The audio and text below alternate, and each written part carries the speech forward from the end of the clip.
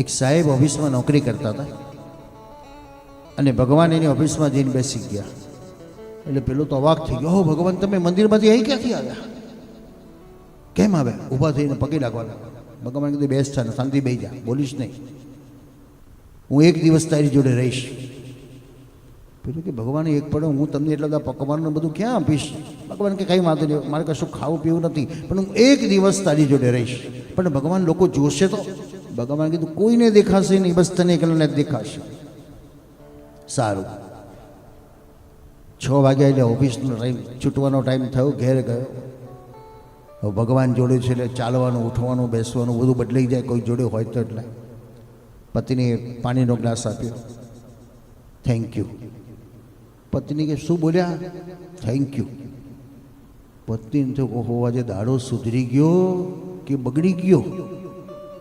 આ કોઈ દાડો મોઢામાંથી આ શબ્દ નીકળે, આવો થેન્ક યુ શબ્દ નીકળે, આજે શું પરિવર્તન આવ્યું?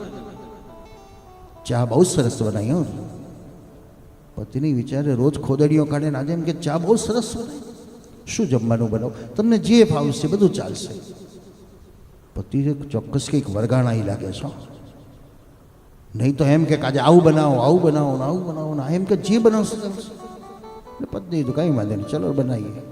બહુ સરસ રસોઈ બનાવી, ટેસ્ટફુલ રસોઈ હતી. પત્ની અવાક જ છે, કારણ પેલો જુએ છે જોડે ભગવાન બેઠા છે. સવારે પડ્યો, જાઉં છું ઓફિસે, કંઈ કહેવું નથી તમારે? સૂચનો આપવા નથી? ના બહુ, તમે બરાબર બધું કરો છો. ઓફિસમાં બેઠો એટલે શેઠિયા લોકો આવ્યા, નાસ્તાના પડીકા આપતા જાય. સાહેબ મારી ફાઇલ કાઢો, સહી કરી.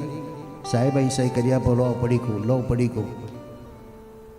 આજે સુધરી ગયેલો કહેવા લાગ્યો, ભાઈ સરકાર બહુ પૈસા આપે છે એટલે મારો પગાર પૂરતો છે, આ બધું વધારાનું કંઈ ચવાણાની જરૂર નથી મારે, હું તમને સહીઓ કરી આપું, સહીઓ કરી આપું. બધાને તો ઓહો આ સાહેબનું દિલ પરિવર્તન કેમ થયું? રૂપિયા વગર તો સહી ન કરતો હતો, અને આજે એમ કે લઈ જાઓ રૂપિયા. કારણ ભગવાન જુએ છે. એક દિવસ જો ભગવાન આપણી જોડે દેખાય તો આપણે કેટલા શિસ્તબદ્ધ બની જઈએ. તો એક અનુભવ કરો કે ભગવાન મને બધે જોઈ રહેલો છે, તો કેટલા ડિસિપ્લિનમાં આપણે ચાલીએ. પણ આપણે તો ભગવાન ક્યાં છે? તો ગોખલામાં છે, મંદિરમાં છે, ગોકુળમાં, મથુરામાં, બાકી બધું રોણું ધપ. એટલે આપણે સ્વચ્છંદ બની જઈએ છીએ. અનુભૂતિ કરો, ઈશ્વર સર્વત્ર હરિવ્યાપક સર્વત્ર સમાના, પ્રેમ સે હોય પ્રગટ સબ જાના. पुकार से वो मिलते हैं फिर दूसरी बात करते कि औधव जो प्यार है वो प्यार है, फिर दूसरी बात तो करते क्यों?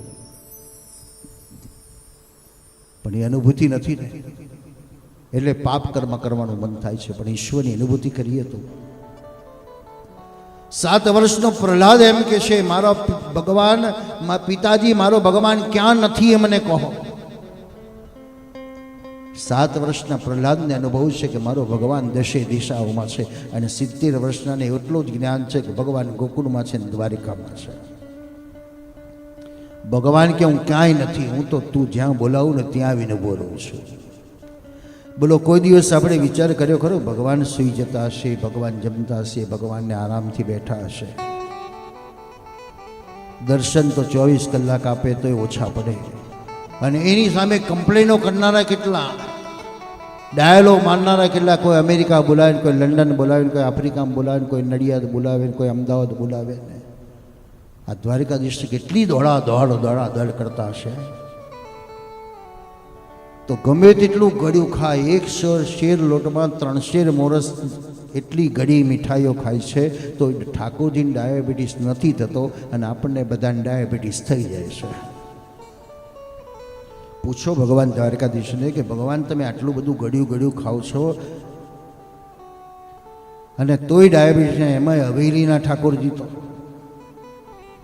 ઓહો, આટલો મોહન થાને આવડો મોટો લાડવો, 50 ડબ્બાનો મનોરથ ને 100 ડબ્બાનો મનોરથ ને 500 ડબ્બાનો મનોરથ કરે, ત્યારે ઠાકોરજી એટલું બધું આરોગ્ય તોય ડાયાબિટીસ નથી.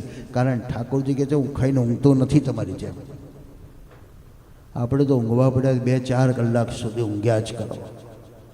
ખાવા માંડી તો એ હાજે ન મળે તો એ વાંધો નહીં, થોડું વધારે નાખી દો. કરીએ કે એટલો બધો શ્રમ કરું છું, કે મોરસ બધી પચી જાય છે. અને પહેલાંના સમયમાં માણસને પગમાં કમજોરી આવે તો ગોળ ખવડાવતા, ભાઈ ગોળ રોટલો ખા, ગોળનું પાણી પી, પેટનો બગાડ બધો નીકળી જાય. અને હજુ આપણે પ્રાણીઓને વિયાણ થયા પછી એને ગોળનું પાણી પીવડાય છે, પેટનો કચરો બધો નીકળી જાય છે. આ ગોળ એ શરીરને તાકાત આપનારું છે. પરિશ્રમ કરે છે તો એને તાકાતની જરૂર છે, અને પરિશ્રમ નથી કરતો તેને શુગરની જરૂર જ નથી ને. પછી એમને એમ નાખીએ તો બધી વધી જાય.